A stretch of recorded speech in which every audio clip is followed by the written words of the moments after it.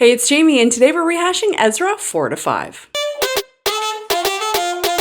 Today's chapters have me buzzing and are so lesson-packed, I don't even know where to start. Okay, we open with Judah's enemies crafting a little letter to the king, Artaxerxes, whoever that guy is, Artaxerxes. I think we went through this. And in the letter to Artaxerxes, they tell him that restoring the walls and foundations of the Jerusalem temple is a rebellious and wicked act in a rebellious and wicked city. They explain that if, in fact, the walls are restored and its foundations are repaired, they will no longer pay tribute, tax, or duty to the king, meaning the royal revenue will suffer. They state that Jerusalem was destroyed for a reason and it must remain in ruins, so let's stop building it. So here's a big bully attempting to bully the king under threat of money, and by God, it works. He writes back that he doesn't want the royal coffers to lessen, so yes, let's all put a stop to rebuilding this nonsense city. In this letter, they bring up the past history of the city to make their point. Does your church have one of these people? Or maybe in your life? The kind that uses emotional manipulation to get their own way?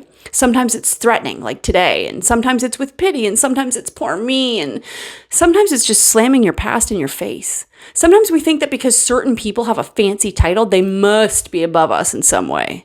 We forget that everyone is just a human with man-made titles, forcing us to guard our hearts, especially around those that can easily manipulate them. Now, in today's passages, quietly, quickly, and on their own, God's believers get to work rebuilding the temple after this letter exchange between kings.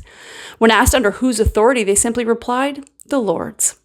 Now, when asked for specific names, they replied that King Cyrus had decreed it and they are just following along. Told them to look up the history. Children of God don't work in the past. We don't look back, and we definitely don't judge someone based on who they used to be. Like the Israelites were being judged today. It's hard, I know. My mother-in-law is the root of all evil, and trying to conversate with her under the belief that today is a new day. Today she's at church. Today she's worshiping the Lord. It's impossible sometimes. But if the Lord is going to forgive our past, then we have to forgive others theirs, right?